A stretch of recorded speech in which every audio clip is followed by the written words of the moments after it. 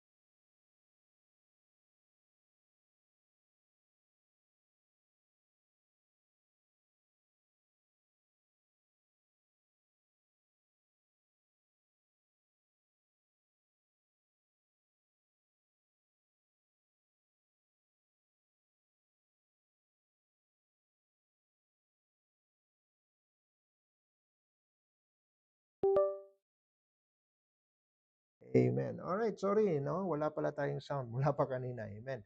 Anyway, the title of the message is First Thessalonians chapter 2 verse 19, what we get from soul winning.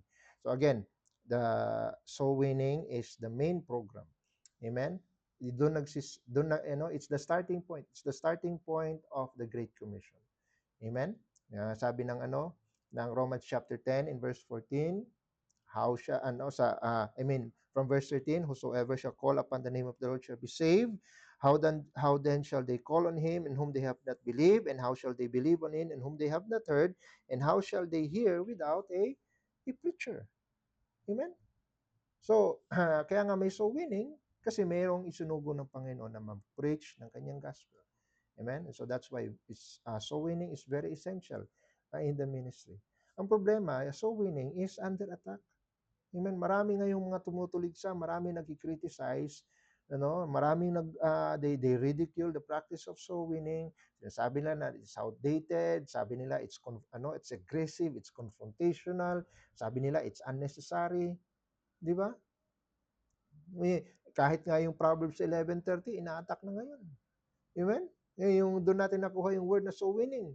Amen? Sabi nga, the fruit of the righteous is the tree of life, and he that winneth souls is wise. Amen? Na sinasabi nila na that verse has nothing to do daw with soul winning. Pero hindi natin pwedeng i-deny, hindi tayo pwedeng maging context only lang kasi Proverbs is a literature is a literature verse. Amen. Galing siya sa part ng na literature. Amen. Gaya ng Proverbs, Psalms, Proverbs, Ecclesiastes, Song of Solomon, 'di ba? Na kung saan we from that literature kukunin natin yung principle. Amen. It's not meant to be na maging literal na na narrative. No. It's literature, no? Pwede natin kukunin yung principle na meron doon. Amen. Sa literature na 'yon. And we put that into practice. Amen. Kasi nga the righteous man still points others to life. That's the essence of the verse. Amen.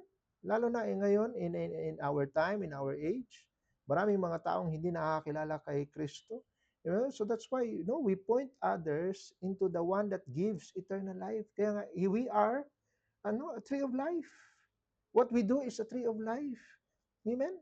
And that's wisdom to apply what we know about Christ to be the Savior. And wisdom is what? The right application of knowledge. Amen? And so we apply that knowledge. Jesus saves. So what use of that knowledge that Jesus saves if we do not share that to others? If we do not bring others to the Lord. Amen? Nakakalungkot, hindi lang yung mga critics ang nag-undermine ng soul winning. Nakakalungkot, even other members of the church. Amen? Hindi nag-join sa effort ng soul winning. Why? Kasi mas pina-prioritize yung kanilang kaba, yung kanilang takot, natakot sila na ma-reject, takot sila na pagtawanan, takot silang ma-ridicule. Yung iba naman walang pakialam, hindi naman yan para sa akin, para sa kanila lang yan. Hello. Yung iba naman feeling unqualified, kasi wala daw silang hindi nila memorize yung hindi kaya nga may practice eh. Amen. And then you can always invite a someone to partner with you, at kumbaga na that the I mean mag-practice ka ng soul winning. Amen. Kunwari yung kasama mo ay unsaved, no? You can practice it with your discipler. Amen. Remember mga kapatid, the power is not in you, the messenger. The power is in the message. Amen. The power is from the Holy Spirit that equips you. He is the one empowering you. So hindi galing sa atin ang power. Amen. It's not from us. Amen. Iba, ayaw din mag-soul winning kasi nagsawa na. Hello. Na kumbaga, matagal na nilang ginagawa. Feeling nila graduate na sila. Soul winning should not be treated like a duty. Amen? Na balang araw pwede kang mag-resign. It should be our delight. Amen? Now, here's the question, no, ng title natin. What do we get from soul winning? I give you 3 points. Number 1, no? Sabi nga ng ating text, doon tayo kukuha ng ating points do sa text natin sa 1 Thessalonians. Amen? 1 Thessalonians chapter 2. Basahin nga natin uli kasi kanina wala tayong sound. Sorry po ha. Sorry. Okay. 1 Thessalonians chapter 2 in verse 19. Dito natin kukunin ang ating points. For what is our hope or joy or crown of rejoicing? Are not even ye in the presence of our Lord Jesus Christ at His coming? So there you have the point. First point, soul winning gives us hope. Amen? Soul winning gives us hope. And hope is not wishful thinking, mga kapatid. You know, hope is that confidence, that what we do for Christ will matter forever. That will matter in eternity. Amen? Kaya nga soul winning gives us a what? A forward-looking purpose. Amen? That when we lead someone to Christ, amen, that we are reminded that heaven, no, it's not a distant dream. Amen? It's our destination. Amen? Na tayo mismo nakatulong, no, sa pagsulat ng Panginoon ng mga pangalan. Wow. Amen. What a privilege. Amen. No, na tayo mismo ang na because of our effort na register yung kanilang mga pangalan sa Book of Life. Amen. That's a great encouragement. Amen. It's and so winning, reminds us that salvation, that Jesus Christ still saves. His salvation still works. Amen. Kaya nga sabi ni Paul sa Romans chapter 1 in verse 16. Romans chapter 1 in verse 16, sabi dito, for I am not ashamed of the gospel of Christ, for it is the power of God unto salvation to everyone that believeth, to the Jew first and also to the Greek. Amen. It is the power of God unto salvation to everyone that believeth. Kaya nga every time we see yung kausap natin nagre-respond doon sa sinishare nating gospel, amen, we are reminded that God's power to save still works. Amen. And gives us yung confidence natin na refresh, na renew. Amen. That His word, amen, yung kanyang promise para sa atin ng mga soul winners is still alive and it's still effective. Amen. Kaya nga kapag tayo na-discourage, mag-soul winning lang tayo. Amen. Makikita mo yung tao na appreciate niya yung ginawa ng Panginoon para sa kanyang kaligtasan. Hindi ba? It leaves us na kumbaga na disregard natin yung mga pinagdadaanan natin. Amen?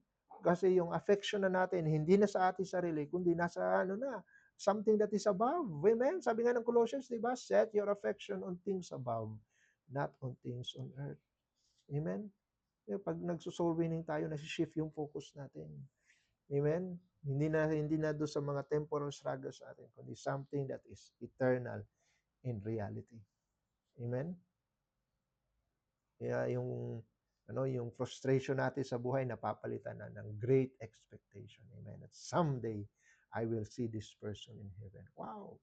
Amen. It's a powerful, it's a powerful thought, na maglilift up po sa atin in times of discouragement. Amen?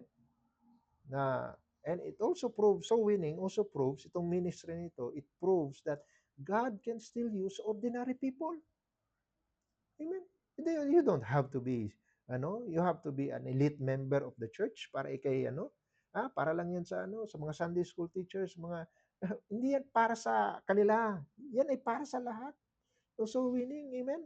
Even ordinary people can win someone to Christ. Can lead someone to Christ. Sabi nga ng 1 Corinthians chapter 1. 1 Corinthians chapter 1 in verse 27. 1 Corinthians 1 verse 27, but God has chosen the foolish things of the world to confound the wise. And God has chosen the weak things of the world to confound things that are mighty. Amen? Every soul winner is a living testimony. Amen? That God delights to use simple people. Amen? Para sa kanyang mga purpose na eternal. Amen? And by the way, sabi nga ng verse, especially to them, you know, sabi ng even ye at the presence of our Lord Jesus Christ at His coming. Amen? Sabi ng ating text. Kaya nga, pag nag-sowing, yung sowing na ginagawa natin is an anticipation. Amen? Na darating ang Panginoon, malapit nang dumating ang Panginoon, and we are looking forward sa kanyang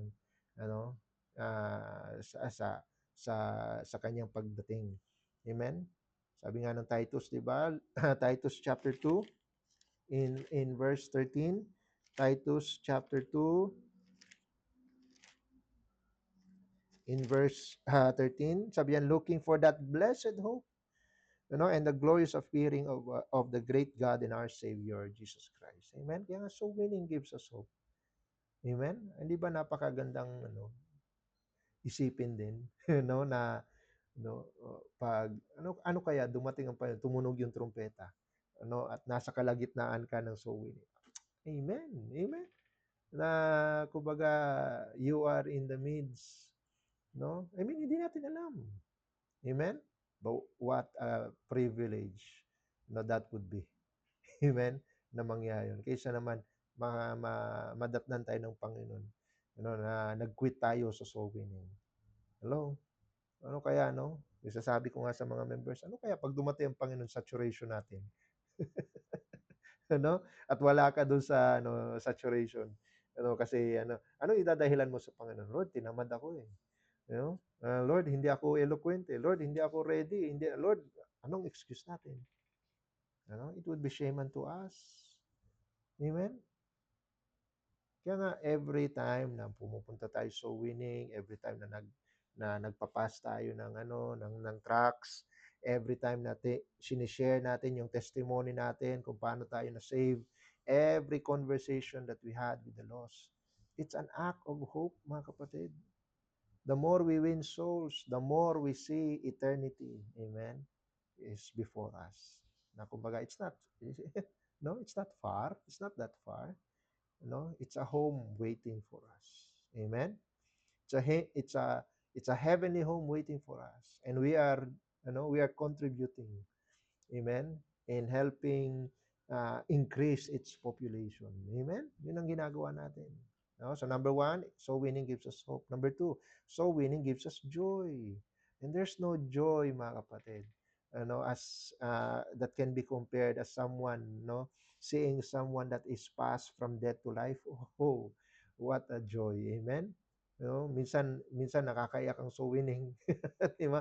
Kasi may yung kausap mo umiyak na, but ikaw na nag-share ng gospel, lalo na makitaan mo yung sincerity niya, sa pagsunod, sa pagtanggap kay Kristo bilang kanyang tagapagligtas. Amen. What the greatest thing that my eyes have seen is the saving of a life. Amen. Yun yung yun yung sinasabi ng kanta. Amen. Yung iba kasi ang hanap na joy sa entertainment, yung hanap na joy sa pagkita ng pera, yung kanilang joy ay nasa kanilang comfort, di ba? Pero tayo, mga soul winners, we find joy, sa impact, eternal impact na ginagawa natin. Amen. Nothing compares. Nothing compares. Amen. It brings joy kasi tayo'y sumunod. Amen? Kasi knowing na sumunod tayo sa Panginoon, nung sinabi niyang go, and teach all nations, at tayo nagampanan natin, it should give us, amen? It should give us joy. Lalo na sinabi ng Panginoon sa John chapter 15, John chapter 15, look at this. John 15 in verse 10. John 15 in verse 10. Ano sabi dito?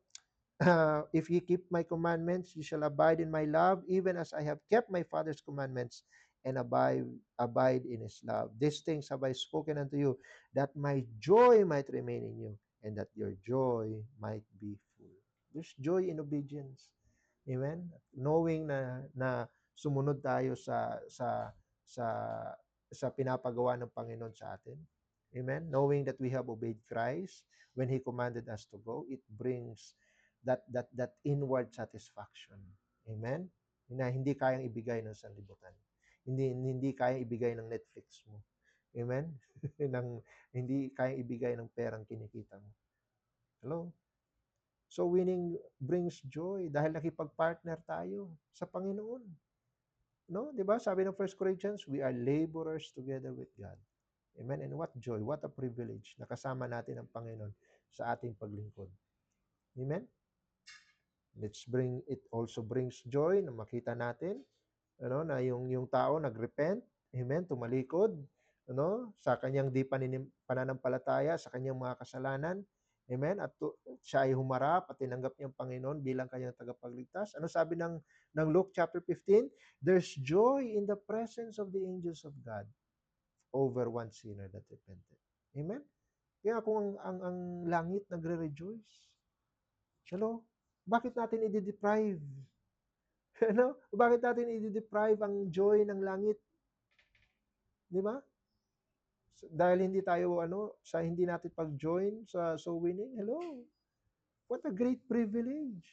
Amen. Na nagdudulot ka ng joy up above. Amen. At dahil and not only that, we find joy kapag tayo ay nagkakaroon ng bunga sa ating ginagawa para sa Panginoon. Amen. Di ba? Ano sabi ng we're still in John 15? Look at verse 16. You have not chosen me, but I have chosen you and ordained you that you should go and bring forth fruit. Amen? Sabi ng verse 8, herein is my Father glorified, that ye bear much fruit. Amen? And sabi, so shall ye be my disciples. Nag-glorify natin ang Panginoon, therefore, we find joy. Amen? We find joy. Kaya huwag tayong magsawa sa sa soul winning. Amen? It's not a burden. It's a blessing. Amen? Kasi every soul na save is a fresh reminder for us that God still works through His people. Amen? And that His joy, the joy of the Lord is our strength. Amen? Natutuwa ang Panginoon sa langit pag merong makasalanan na tumatanggap sa Kanya. At natutuwa din ang Panginoon sa ating mga lingkod. Amen? Na nagpapahayag ng kanyang gospel. Amen? Number 1, soul winning gives us hope. Number 2, soul winning gives us joy. Number 3, the last, do sa ating text na binasa, soul winning gives us crowns. Amen. Amen? What is our hope? Or joy or crown of rejoicing? Amen? Ang tawag ni Paul sa kanyang mga bunga sa Thessalonica, that they are his crowns. Amen? Na kumaga, sila yung reward ni Paul in eternity. And at the same crown. Amen? Yun yung tinatawag na, yung crown of rejoicing, that's the soul winner's crown. Amen? Na kumbaga, yun yung magiging recognition natin. Hello? Pag tumugtog na yung mga angels, yung ng kanilang mga trompeta in the tune, ta na na na na na. Amen. We call on si so and so Christian, amen. Meron siyang ganitong well done, the good and faithful servant. I mean, mga kapatid, isipin mo na lang. We will all appear, 'di ba? Sabi ng 2 Corinthians chapter 5. 2 Corinthians chapter 5 in verse 10. 2 Corinthians chapter 5 in verse 10. Sabi dito, for we must all appear before the judgment seat of Christ. Amen? That everyone may receive the things done in his body. Amen? Kaya nga, so winning, hindi lang yan service. Yan ay stewardship natin. Kung paano nating, paano tayo namuhay. Matapos nating marinig yung ebanghelyo. The day that you heard the gospel and you got saved, because of that, by understanding the message of the gospel, you are already being entrusted of the saving message that is in the gospel. Amen? So, anong ginagawa natin? Amen? I mean, we have known and understand that we are saved because of the preaching of the gospel. And so, anong ginagawa natin with that knowledge? We should have stewardship for that. Amen? And, and mananagot tayo mga kapatid sa Panginoon. No, ito pala ang paraan kung paano ang isang tao ay maligtas tapos hindi natin sinishare. No, na si Kristo ay namatay, nalibing at nabuhay muli para sa kaligtasan natin mula sa kabayaran ng ating mga kasalanan. Hello? Tapos hinuhoard lang natin yung knowledge na yon at hindi natin sinishare sa iba. Hello? Pero what blessing, amen? What a crown, no?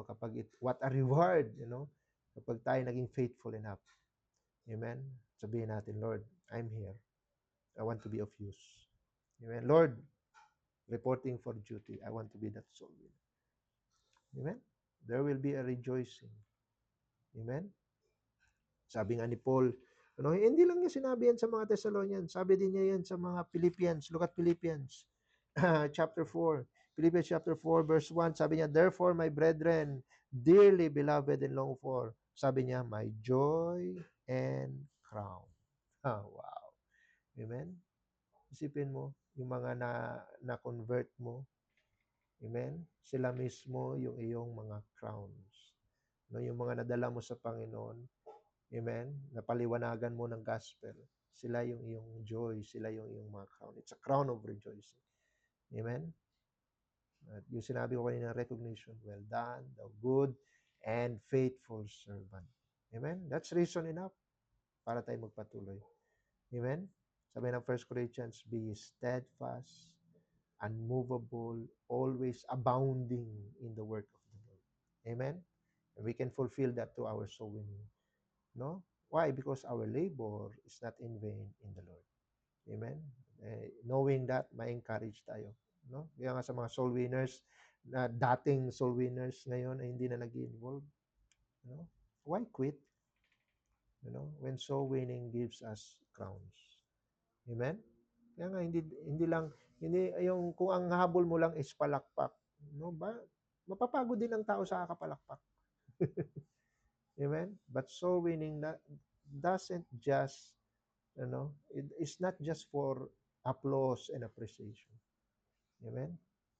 So we are after, that guarantee of heavenly recognition, that well done, that sweet well done, thou good and faithful servant. No? Kapag tayo tumayo sa harapan ng Panginoon. Amen? The souls that we have won will be the jewels for our crown. Amen?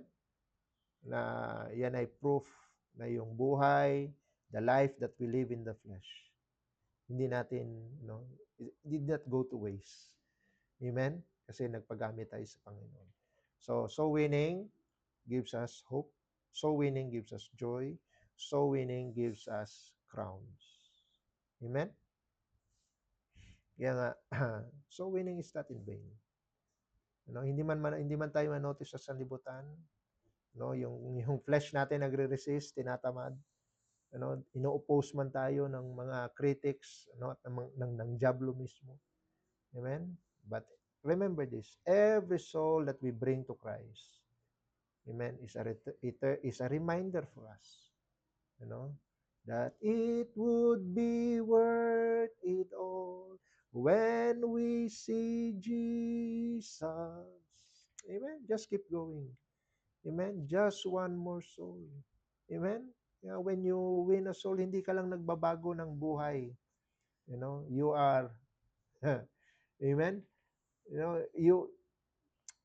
You are preparing them for eternity. Kaya keep winning, keep sharing, let your light so shine, keep on shining.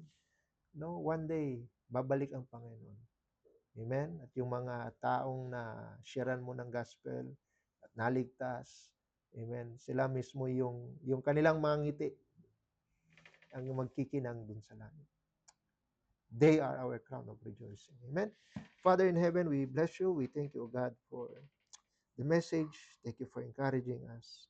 And may you help us, O Lord God, to continue still in our soul winning, knowing that soul winning gives us hope, gives us joy, and gives us crowns. Thank you, Lord God, for your word. Thank you for encouraging us, O Lord God, this morning.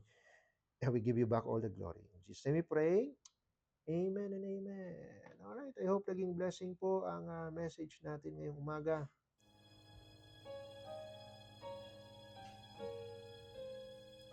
Okay, batiin natin ang ating mga kasama. Amen. We have Sister Jehan, good morning. Also kay Sister Jackie, good morning. Mama Ibig, hello, my buntag.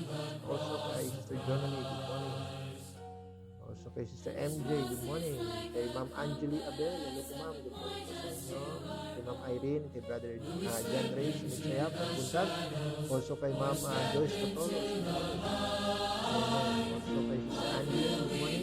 Sister Jackie, good morning. Sister Laila, good morning. Kay Ma'am Irsa Mayulo, good morning po sa inyo. Kay Ate Cecil, amen. And also kay Ma'am Elaine Almonte, good morning po. Also kay Sir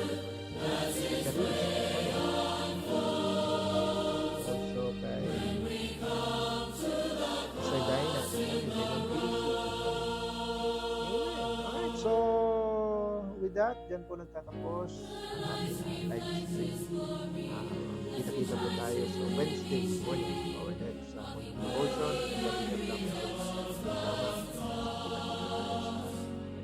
Amen. Tayo po magbukas po sa tanging Father in heaven, Lord. Thank you for the encouragement, and may you bless the rest of the day for your people. Give us joy, give us victory in your presence. Bless our loved ones, bless our pastor, bless Lord God. Bless the outreach, bless the members, Lord God, for your honor and for your glory. In Jesus' name we pray. Amen. Thank you po again for joining us.